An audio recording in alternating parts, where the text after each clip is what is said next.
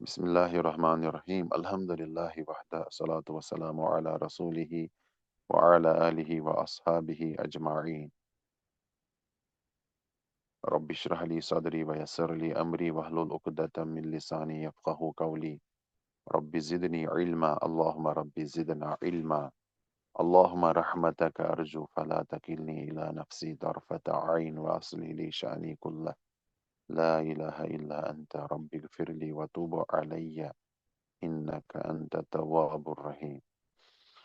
ابھی تک ہم نے واجب، اس کے بعد سنت یعنی مستحب یا مندوب پڑھا ہے، اس کے بعد ہم نے حرام پڑھا ہے، اور اس کے بعد آخر میں ابھی تک مکروہ پڑھا ہے. تو جیسا کہ آپ سب جانتے ہیں کہ واجب کا کیا مطلب ہوتا ہے اور اس کا حکم کیا ہے، پھر اسی طرح مندوب یعنی مستحب کسے کہتے ہیں اور اس کا حکم کیا ہے، اور اس کے اپوزٹ حرام کسے کہتے ہیں اور اس کا حکم کیا ہے، اور مکروہ کسے کہتے ہیں اور اس کا حکم کیا ہے. ہم نے سمجھا ہے کہ واجب وہ کام ہوتا ہے جس کے کرنے پر ثواب دیا جاتا ہے اور نہ کرنے پر عذاب، اور اس کے برعکس حرام وہ کام ہوتا ہے جسے منع کیا گیا ہو، اور شارع علیہ الصلوۃ والسلام نے الزامی طور پر اس کام سے روکا ہو، اور حکم یہ ہے کہ اس کے نہ کرنے پر ثواب دیا جائے گا اور کرنے پر عذاب دیا جائے گا، یعنی بالکل واجب کے اپوزٹ. اور اسی طرح جو ہے مستحب کا یہ حکم ہے کہ اس کو شارع نے الزامی طور پر مطلوب نہیں کیا ہو، اس پر کوئی تاکید نہیں ہوتی ہے، لیکن کرنے والے کو ثواب اور نہ کرنے والے کو کوئی عذاب نہیں. اور اس کے اپوزٹ میں مکروہ کا یہ ہے کہ اس کے کرنے والے کو جو ہے کوئی عقاب نہیں ہوگا، کوئی عذاب نہیں ہوگا، لیکن نہ کرنے والے کو ثواب دیا جائے گا. اب ان کے بین جو ٹرم ہے نا، یعنی جس کام میں نہ کرنے کا حکم دیا گیا ہو، نہ الزامی طور پر، نہ ایسے ہی غیر الزامی طور پر، نہ کرنے کا حکم دیا گیا ہو اور نہ روکا گیا ہو، تو یہ بین یعنی بین کا مطلب درمیانی جو اصطلاح بنتی ہے ان دونوں کے، یعنی جو نہ واجب ہو اور نہ جو مکروہ، نہ وہ واجب ہو نہ مستحب ہو، اور نہ وہ کام حرام ہو نہ وہ مکروہ ہو. تو پھر کون سی اصطلاح بنتی ہے؟ تو جو اصطلاح اس کے بعد بنتی ہے، یعنی جو کام نہ آپ پر واجب فرض کی گئی ہو اور نہ آپ کے لیے حرام کی گئی ہو، نہ وہ کام آپ کے لیے استحباب کا درجہ رکھتی ہیں اور نہ وہ کام آپ کے لیے اس میں کوئی کراہت اسلام نے جو ہے نا بیان کی ہو، تو پھر اسی کام کا نام ہوتا ہے مباح. تو یہ میں نے سمجھا ہے. اب آئیے اس کی اصطلاح سب سے پہلے جو ہے لغوی اور اصطلاحی تعریف کی طرف. المباح، مباح کا معنی ہے، اچھا لکھا ہے لغت میں مباح سے مراد وہ چیز ہے جس کا اظہار کیا جائے اور اس کے بارے میں اجازت دی گئی ہو. المعزون فی جی، المعلن والمعزون فی، جس کے بارے میں اجازت دی گئی ہو یا جس کا اظہار جو اعلان کی گئی ہو. یہ تو بہرحال مباح کا لغوی معنی ہے، اصل مطلب وہ اصطلاحی ہے جو ہم نے زبانی یاد کرنا ہے. میں سب سے پہلے اس کی اصطلاحی تعریف عربی میں پڑھتا ہوں، اس کے بعد اس کا اردو ترجمہ کریں گے اپنی نصابی کتاب سے. اصطلاحی تعریف جو اس کی ہے نا، جو شیخ ابن عثیمین نے اسی کتاب میں لکھی ہے، وہ میرے پاس ہے. لکھا ہے کہ ما لا يتعلق به امر ولا نهي لذاته كالاكل في رمضان ليلا. ما لا يتعلق، وہی تو میں نے بتایا تھا نا، ما لا يتعلق به امر، وہ کام جس میں امر کا مطلب حکم، یعنی اب اصطلاحی تعریف یہاں دیکھ سکتے ہیں ترجمے میں. مابا وہ کام ہے جس کے متعلق نہ کرنے کا حکم ہو اور نہ بعین ہی اسے روکا گیا ہو. بعین ہی کو یاد رکھیں، لذات ہی لکھا ہے نا اس کو عربی میں پھر سے اگر پڑھوں، ما لا يتعلق به امر ولا نهي لذاته، لذاته کا مطلب بعین ہی، یعنی جس میں نہ حکم دیا گیا ہو نہ روکا گیا ہو اور نہ نہیں یعنی منع کیا گیا ہو. لیکن نہیں کو انہوں نے بعینی ہی کے ساتھ جوڑا ہے. یہ بعینی ہی یعنی لذات ہی، یہ انشاءاللہ میں بھی سمجھا دیتا ہوں. یعنی مباح وہ کام ہوتا ہے جس میں شارع یعنی اللہ اور اللہ کے رسول علیہ الصلوۃ والسلام نے نہ اس کام کا حکم دیا ہو. اب حکم تو دو ہوتے ہیں نا، یا تو الزامی طور پر حکم دیا گیا ہو جو کہ واجب ہوتا ہے، یا بغیر ہی کسی الزام کے حکم دیا گیا ہو یعنی جو کہ مستحب یا مندوب ہوتی ہے. اور اسی طرح نہ اس میں نہیں ہوتی ہے، نہ امر ہوتا ہے اور نہ نہیں ہوتی ہے.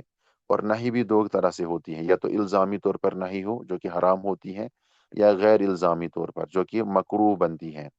تو مباح میں نہ یہ ہوتا ہے، نہ امر ہوتا ہے، نہ الزامی طور پر نہ غیر الزامی طور پر، نہ نہی ہوتی ہے، نہ الزامی طور پر نہ اور نہ غیر الزامی طور پر.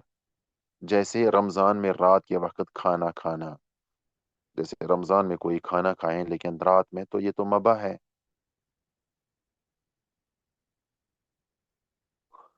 نہ اس کا حکم دیا گیا ہے اور نہ اسے روکا گیا ہے. اب یہاں پر مصنف نے لکھا، میں انشاءاللہ اس کی لغوی یہ اصطلاحی تعریف کی اب وضاحت کروں آگے، جو انہوں نے خود کی ہے.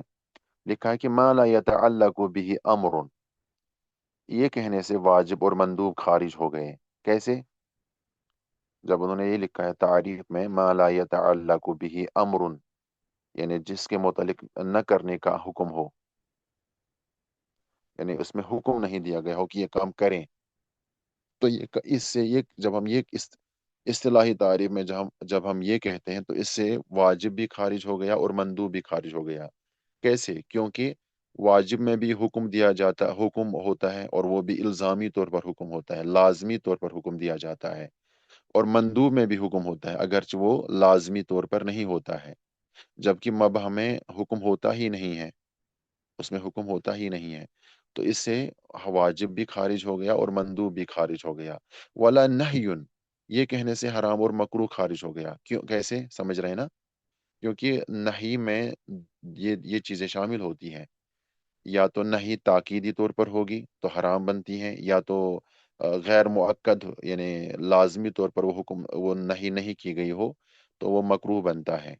یہاں تو ہوتا ہی نہیں ہے. اب آگے لکھتے ہیں اگلے پیج پہ، لذاتی ہی، اس پر توجہ دیں. لذاتی یعنی بعینی ہی، کہنے سے ہر وہ چیز نکل گئی جس کے ساتھ حکم اس لیے متعلق ہے کہ وہ معمور بھی کا وسیلہ ہے. ہاں جی بالکل. یا نہیں اس لیے متعلق ہے کہ وہ منہا عنہ کا وسیلہ ہے. دیکھیں، ایک ہوتا ہے کام، چاہے وہ امر کا ہو یا نہیں کا ہو. دوسرا ہوتا ہے وہ وسیلہ جو اس کام تک پہنچائے. سمجھ رہے ہیں نا؟ توجہ دیں، کلاس کی طرف پوری توجہ دیں. ابھی جو ہمارے کلاس میں حاضر نہیں ہیں، انہیں یہ بات سمجھنا بہت زیادہ مشکل ہو جائے گا. لہذا جو حاضر ہیں وہ پوری توجہ دیں. بے آئینی ہی کا ذات ہی کا مطلب دو کام ہوتے ہیں. ایک ہوتا ہے امر، جس کا حکم دیا گیا ہو، اور وہ ایک ہوتا ہے اس کا وسیلہ. اس کے برعکس ایک ہوتا ہے جس کا کام سے منع کیا گیا ہو، روکا گیا ہو، اور ایک ہوتا ہے اس کام تک پہنچنے کا وسیلہ. جیسے مثال کے طور پر کون سی مثال دوں؟ یعنی کام تو حرام ہے لیکن وسیلہ اس کا کوئی دوسرا ہوتا ہے. مثال کے طور پر ہم مثال دیں گے. یہاں تو کوئی مثال نہیں لکھی گئی ہے.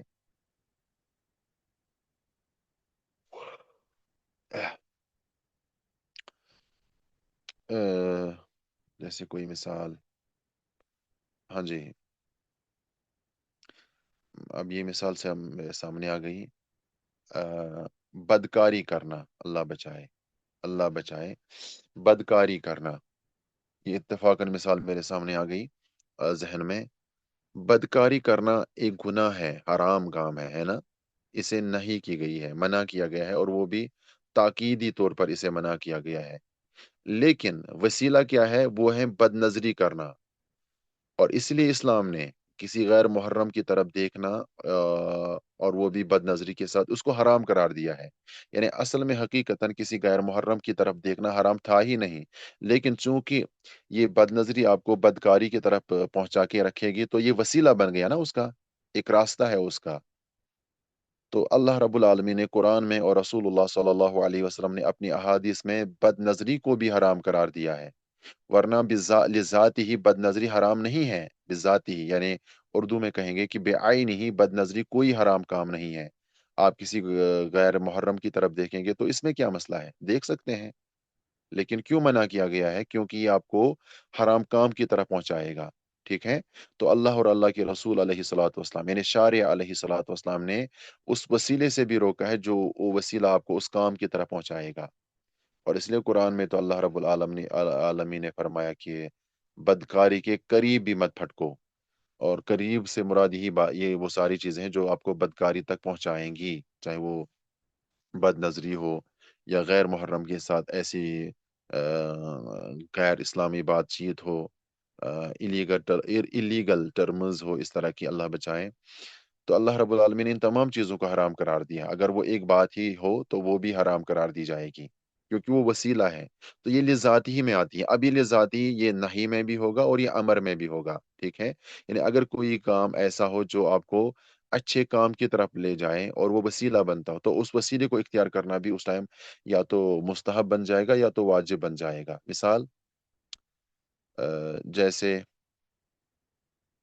यानी अमर, ये तो हमने गुनाह की मिसाल दी है कि बदकारी और बदकारी का वसीला, वो तो समझ आ गई है। अब किसी नेक काम का वसीला कोई बताएं जो आपको उस तक पहुंचाए।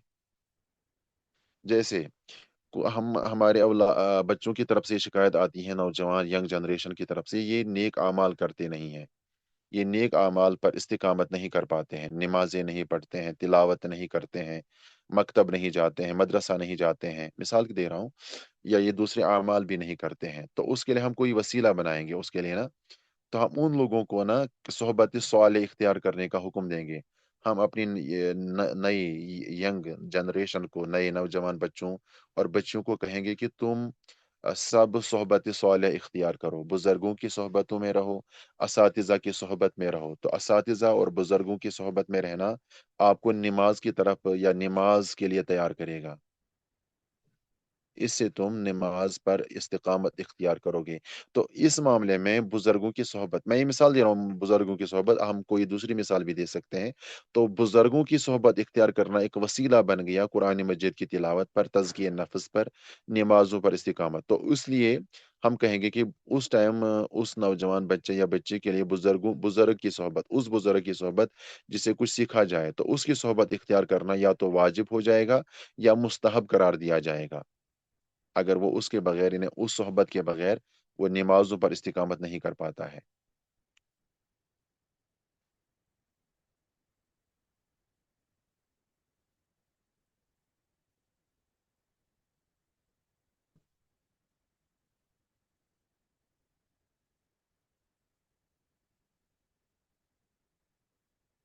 जी, ये मिसाल भी दे सकते हैं। अगर तुम दौरान इद्दत औरतों से इशारा किनाया से मंगनी का पैगाम दो, या उसको पाने दिल में पोशीदा रखो, तो उसमें कोई हरज गुनाह नहीं। ये चंद मिसालें जिनमें मबा की तशरीह गई है। इसके अलावा कुरान मजीद और हदीस के अलावा और बहुत सी मिसालें जिन कामों से इबाहत की तशरीह नहीं हो। बहरहाल यानी लिज़ाती मैं समझा रहा हूँ, आप समझ गए ना? यानी वो लिज़ाती मतलब होता है वसीला जो आपको या तो अमर यानी उस काम की तरफ पहुंचाए जिसका हुक्म दिया गया हो, या उस नही से बचाए जिसे मना किया गया हो। जैसा कि अभी मैंने मिसाल दी है कि किसी गैर मुहर्रम की तरफ देखना ये हराम है। क्यों हराम क्यों है? सिर्फ देखना ही हराम क्यों है? हराम इसलिए करार दिया गया है क्योंकि ये आपको उस गुनाह की तरफ पहुंचाएगा। उस गुनाह को तब तक छोड़िएगा नहीं आपको जब तक ना वो गुनाह आप नहीं कर पाए। तो इसलिए किसी गैर मुहर्रम की तरफ देखना भी हराम करार दिया गया है। आप इसके ना, अगर आप देखेंगे, अगर मैं वाजिबुल मंजिली भी दूं तो आप सैकड़ों मिसालें ढूंढ कर निकाल सकते हैं। बस थोड़ी देर के लिए गौर करें तो आप निकाल सकते हैं।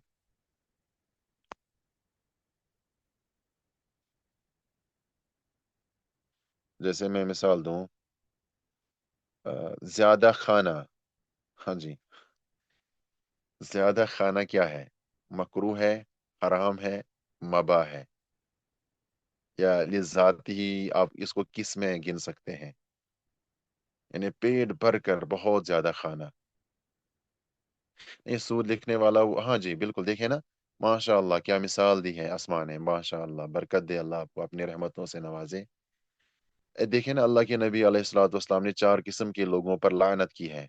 सूद देने वाले पर, सूद लेने वाले पर। अब ये तो समझ आ रहा है कि सूद लेने वाला और सूद देने वाला दोनों गुनाह में शरीक होते हैं।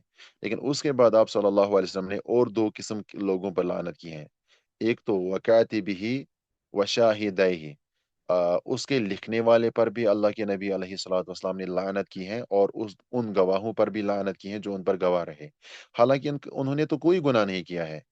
लिखने वाले ने सूद दिया है न लिया है, शाहिद यानी गवाह, गवाह ने न सूद दिया है न लिया है, तो लेकिन वो भी लानत के मुस्तहिक क्यों करार दिए गए हैं? ये बहुत ही मिसाल, बेहतरीन मिसाल दी है माशाअल्लाह।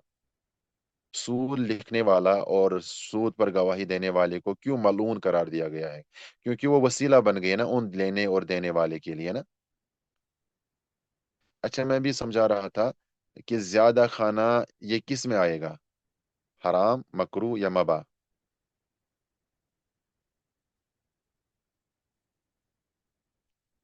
پیٹ بھر کر زیادہ کھانا حرام ہے، مباح ہے، یا مکرو ہے؟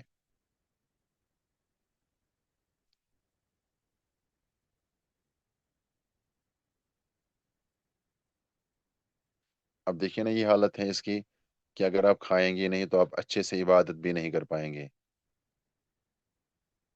یہ بھی ہے نا۔ اچھا مباح ہی ہے، کیونکہ وہ انہوں نے کیونکہ وہ انہیں حرام تک پہنچا رہا ہے۔ کس معاملے میں حرام تک پہنچا رہا ہے؟ اچھا اگر وہ عبادت میں رکاوٹ بن جائے، جی بالکل، ماشاء اللہ صحیح جواب ہے۔ یعنی اب یہ کنڈیشنز اس کی کنڈیشنز کو دیکھا جائے، اگر اس نے بہت ہی زیادہ پیٹ بھر کر کھایا ایسے کہ وہ اس کے لیے عبادت میں رکاوٹ بن گیا، تو یہ مکروہ قرار پائے گا اس صورت میں، ٹھیک ہے۔ لیکن اگر اتنا زیادہ کم کھایا کہ وہ عبادت بھی اچھے سے نہیں کر پاتا ہے، تو اس صورت میں وہ اتنا کھائیں کہ عبادت اچھے طریقے سے کریں یا علم اچھے طریقے سے حاصل کریں، تو پھر اس صورت میں مستحب قرار پائے گا۔ لیکن عام حالت میں جو ہے نا، کھانا کھانا مباح ہے، مباح ہے۔ تو کنڈیشنز کو دیکھا جائے، جو آ، وہ ہوتا ہے نا دنیا پرست اور کھانے کے ساتھ بے حد محبت کرنے والا اور بہت زیادہ کھانے والا، پیٹو جسے کہتے ہیں، تو وہ کھانا مکروہ قرار پائے گا، کیونکہ وہ اس کے لیے عبادت میں رکاوٹ بن جاتا ہے، وہ پھر بعد میں عبادت اچھے سے نہیں کر پاتا ہے۔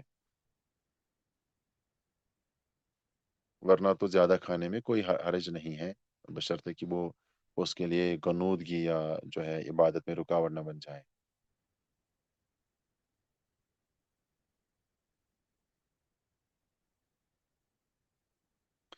اس لیے کھانا نارمل کھانا چاہے، نہ زیادہ نہ کم۔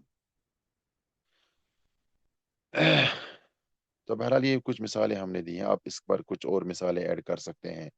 یہاں بھی ایک مثال دی ہے، شراب لے جانے والا۔ شراب خود کوئی نہیں پیتا ہے لیکن لے کے جاتا ہے کسی دوسرے کے پاس، تو یہ وسیلہ بن گیا نا اس کے لیے حرام کام کرنے کے لیے، تو اس کو بھی جو ہے اس پر بھی لعنت کی گئی ہے، شراب لے کے جانے والا۔ بہرحال یہاں پر میں نے سمجھا، میں پھر سے لذاتی پڑھتا ہوں، پیج نمبر آپ 12 دیکھیں۔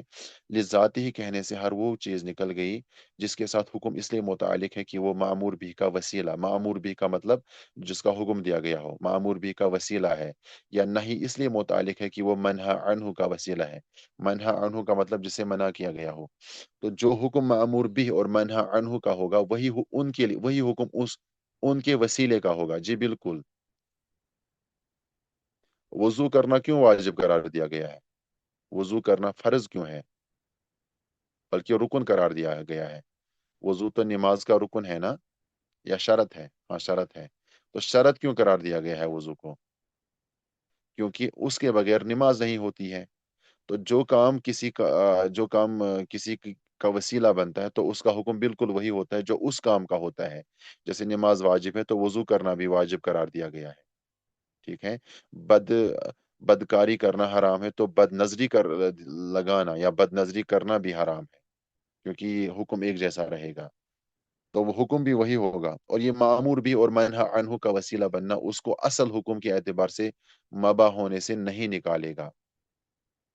یعنی اصل حکم دیکھنا پڑے گا پہلے، تو وہ میں نے سمجھا کہ جیسے میں نے ابھی کھانے کی مثال دی، کھانا کھانا تو مباح ہے، ٹھیک ہے، لیکن پھر کنڈیشن اس کو دیکھا جائے گا کہ اگر یہ ہماری عبادت میں رکاوٹ بن گیا تو یہ پھر اس کے مطابق دیکھا جائے گا، اس کا حکم کیا ہوگا، کبھی تو مکروہ ہوگا اور کبھی حرام بھی ہوگا، کیونکہ بعض دفعہ انسان اتنا زیادہ کھاتا ہے کہ وہ بالکل بھی کوئی عبادت نہیں کر پاتا ہے، اس کی صحت خراب ہو جاتی ہے، تو پھر اس صورت میں تو حرام کہلائے گا نا، اگر اس نے وہ اتنا زیادہ کھانا کھایا کہ اس کی صحت بگڑنے لگی، تو پھر تو حرام ہی قرار پائے گا۔ بہرحال اس کے بعد لکھتے ہیں کہ مباح کا حکم یہ ہے کہ جب تک وہ وصف اباحت پر باقی رہے تو اس پر ثواب دیا جاتا ہے، اور نہ سزا۔ یعنی جب تک وہ اباحت کے حکم پر رہے گا، نہ اس پر کوئی ثواب دیا جائے گا اور نہ ہی کوئی عذاب، یعنی نہ کوئی اسے سزا دی جائے گی۔ جیسے ہی آپ نے کھانا کھایا تو یہ تو نہ کوئی ثواب کا باعث ہوگا نہ عذاب کا باعث ہوگا۔ اسی طرح جو بھی آپ کام کرتے ہیں تو نہ وہ ثواب کا باعث ہے اور نہ عذاب کا باعث ہے۔ البتہ میں اس میں اب جو ہمارے علماء ہیں، یعنی جو تقوی اور زہد پر کام کرتے ہیں، تو ان کے لحاظ سے میں اس پر ایک بات اضافہ کروں، وہ یہ کہ اگر آپ جب آپ کھانا کھانے بیٹھیں گے نا، کھانا کھانا بیٹھیں گے جب آپ کھانے کے لیے، تو اس وقت اگر آپ نیت کریں گے، یہ میں ایک دوسری نوعیت کی بات ہے جو ہمارے زاہد علماء، متقی علماء ہمیں سمجھاتے ہیں، وہ اس طرح کہ جب آپ کھانا کھانے لگ جائیں گے یا کوئی بھی چیز جو آپ کھائیں گے پیئیں گے جو بھی، تو نیت یہ کریں کہ اللہ، اس کھانے کے ذریعے سے اللہ مجھے طاقت اور تندرستی عطا فرما، ٹھیک ہے، وہ تو ملے گی نا، تو اس تندرستی کے ذریعے سے، اس طاقت کے ذریعے سے میں آپ کی عبادت کروں گا، آپ کے دین کی محنت کروں گا، آپ کے دین پر محنت کروں گا، یعنی یہ محنت بھی جو مجھے اس کھانے کے ذریعے سے حاصل ہوگی، اے رب یہ کھانا بھی تو نے مجھے عطا کیا ہے، یہ سب رزق تیری طرف سے مجھے ملا ہے، اے رب کریم اس کھانے کے ذریعے سے میرے جسم میں جو قوت پیدا ہوگی، میں اس قوت کو بھی تیرے دین پر لگاؤں گا، عبادت کے ذریعے سے، علم حاصل کرنے کے ذریعے سے، تو پھر یہ کھانا کھانا بھی ثواب کا باعث ہوگا، ٹھیک ہے، یعنی عام حالت میں تو کھانا کھانا مباح ہے، لیکن اگر آپ نے اس نیت سے کھایا تو یہ کھانا بھی آپ کے لیے باعث ثواب ہوگا، برکت والا کھانا بن جائے گا، اور پھر اس کا نتیجہ بھی ماشاءاللہ بہت ہی بہترین ہوتا ہے، ایسا کرنا چاہیے۔ اسی طرح جب آپ سوئیں گے تو سوئیں گے رات میں سویرے سوئیں گے، اور پھر اس نیت سے سوئیں گے کہ اللہ میں صبح سویرے اٹھ کر نماز فجر با جماعت مسجد میں پڑھوں، اس لیے میں سویرے سوتا ہوں، اور پھر سنت نبوی کے تحت آپ سوئیں گے، جیسے داہنی کروٹ پر آپ سوئیں گے اور دعائیں وظائف پڑھ کے تلاوت کر کے آپ سوئیں گے، پھر جو ہے، اچھا داہنی کروٹ میں نے بتایا، وہ داہنی کروٹ پر آپ سوئیں گے، اور اسی نیت کے ساتھ کہ میں صبح سویرے اٹھ کر با جماعت نماز پڑھوں یا تہجد پڑھوں، تو یہ سونا بھی آپ کے لیے عبادت بن جاتا ہے، عبادت کا باعث بن جائے گا آپ کے لیے، تو اس طرح ہمیں یاد رکھنا چاہیے یہ ساری چیزیں، یعنی آپ بس عقل مند اور چالاک بننا ہوگا ہمیں اس معاملے میں، کہ ہم ہر کام کو عبادت کا ذریعہ بنا سکتے ہیں، بلکہ میں تو کہتا ہوں کہ اگر آپ بیت الخلاء بھی جائیں گے سنت نبوی کے مطابق دعا پڑھ کے، تو انشاءاللہ تعالی اس پر بھی آپ کو اس لیے ثواب دیا جائے گا کہ آپ نے سنت کا اہتمام کیا ہے، ورنہ تو ہر کوئی کھانا کھاتا ہے، ہر کوئی رات کو سوتا ہے، ہر کوئی یہ دنیاوی اور روزمرہ ضروریات پوری کرتا رہتا ہے، اور کرنی بھی ہے نا، لیکن اگر آپ عقل مند اور چالاک ہیں تو انشاءاللہ ان کاموں کو بھی آپ اپنے لیے باعث رحمت بنا سکتے ہیں، اللہ کے فضل و کرم سے، اللہ عمل کرنے کی توفیق عطا فرمائے۔ تو بہرحال ورنہ تو مباح کا حکم وہی ہے، نہ اس پر سزا دیا جائے گا اور نہ عذاب دیا جائے گا۔ اب میں نے یہ علماء یعنی زاہد اور متقی علماء کے لحاظ سے میں نے جو بات سمجھائی وہ آپ کے علم کے اضافے کے لیے، ورنہ یہ اگر اصول فقہ کی بات کی جائے تو مباح کا حکم ہم نے سمجھا ہے، اور یہ جو باتیں میں نے آپ کے سامنے پیش کی ہیں، تو ہاں میں نے اس کی تربیت ایک استاد سے لی ہوئی ہے، اور دوسری بات ایک کتاب سے میں نے یہ ساری باتیں پڑھی ہوئی ہیں کہ ہمیں ہر کام کو عبادت کا ذریعہ بنانا چاہیے، تو پتہ ہے وہ کتاب کون سی ہوگی؟ آپ کے علم میں ہونی چاہیے اس کتاب کا جو ہے نا نام، یا اس کے مصنف کون ہوں گے، جو اس طرح کی زاہدانہ اور متقیانہ باتیں لکھتے ہوں کہ کھانا بھی آپ عبادت کا ذریعہ بنائیں، بیت الخلاء بھی جائیں گے تو وہ بھی آپ کے لیے عبادت کا ذریعہ بن جائے، ثواب کا ذریعہ بن جائے، آپ سوئیں گے بھی رات کو تو وہ بھی آپ کے لیے ثواب اور رحمت کا ذریعہ بن جائے، ورنہ تو غیر مسلم بھی سوتا ہے۔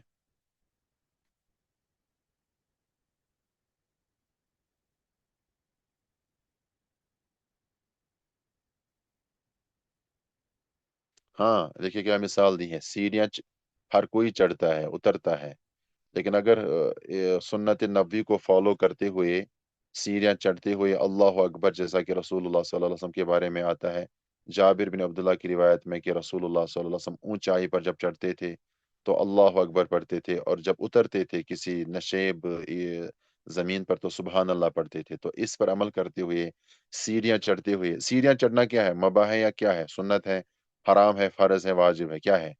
سیڑھیاں چڑھنا، یعنی دوسری منزل پر آپ جا رہے ہیں تو سیڑھیاں چڑھنا کیا ہے؟ ان پانچ احکام کیا ہے، حرام ہے یا مکروہ ہے، سنت ہے یا واجب ہے یا مباح ہے؟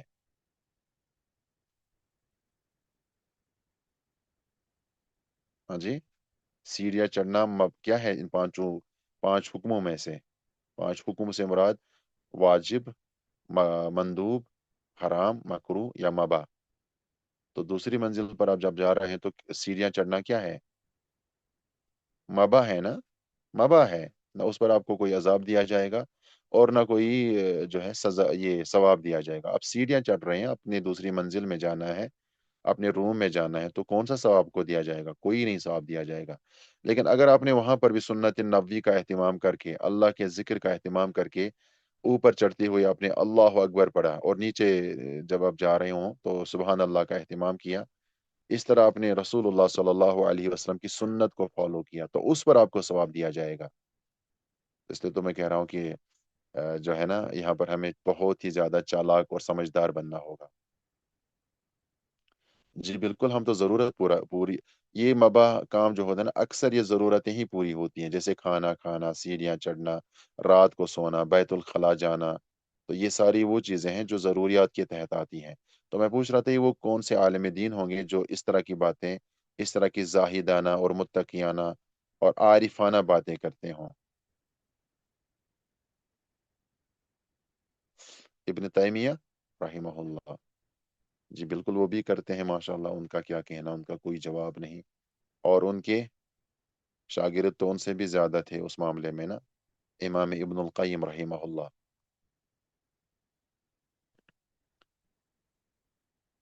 زاد المعاد اور ابن القیم کی تو ہر کتاب اسی, ہر کتاب میں آپ کو یہی منہج اور یہی اسلوب نظر آئے گا, ہر کتاب میں. امام ابن القیم کی کتاب ہے زاد المعاد, تو وہ تو اسلام کا ایک انسائکلوپیڈیا ہے اصل میں. ان کی یہ ساری باتیں جو ہے نا, مدارج السالکین اور طریق الہجرتین میں نظر آتی ہیں, اور الوابل الصیب میں نظر آتی ہیں. تو یہ وہ کتابیں ہیں جہاں پر ان کی یہی شکل نظر آتی ہے. لیکن میں نے یہاں پر جو آپ کے سامنے پیش کیا ہے کہ کھانے کو بھی عبادت اور ثواب کا ذریعہ بنائے, یہ میں نے امام ابن قدامہ کی کتاب سے یہ ساری باتیں پڑھی ہوئی ہیں, ان سے میں نے یہ فہم لیا ہے. امام ابن قدامہ نے جو ہے امام غزالی کی کتاب ہے نا احیاء العلوم, تو اس کی تلخیص لکھی تھی امام ابن الجوزی نے.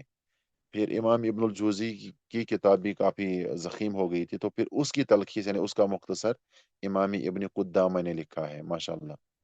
تو ایک استاد نے مجھے اس کو پڑھنے کا حکم دیا تھا اور تلقین کی تھی کہ اس کتاب کو پڑھیں, زہد تقوا کے لیے اور تربیت نفس کے لیے, تزکیہ نفس کے لیے. اب اس کتاب کا نام کیا ہے,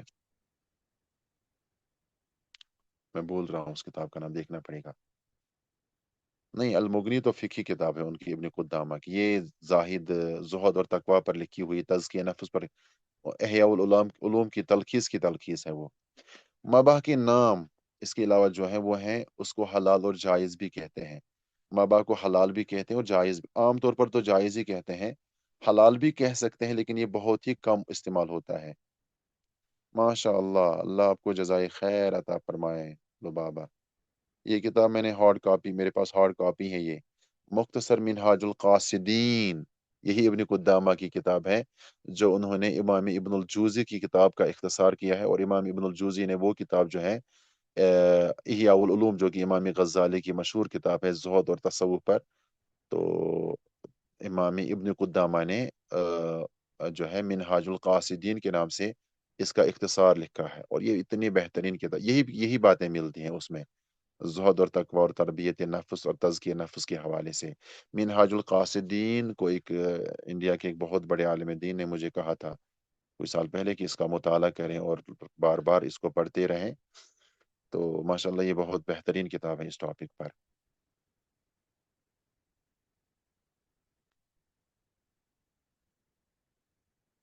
ہاں, یہی بالکل بالکل یہی کتاب ہے, مختصر منہاج القاصدین. یہ کتاب مجھے یہاں تو نہیں ملی, میں نے اس کو نیٹ سے پی ڈی ایف کو ڈاؤن لوڈ کر کے نا, پھر میں نے اس کو پرنٹ آؤٹ کروایا اور اپنے پاس ایک کتابی شکل میرے پاس میری لائبریری میں موجود ہے. تو چلیے, آج کے لیے اتنا کافی ہے. اللہ ہم سب کو عمل کرنے کی توفیق عطا فرمائے. تو یہاں پر پوچھا جا رہا ہے کہ ٹائمنگ, کلاس ٹائمنگ کے بارے میں.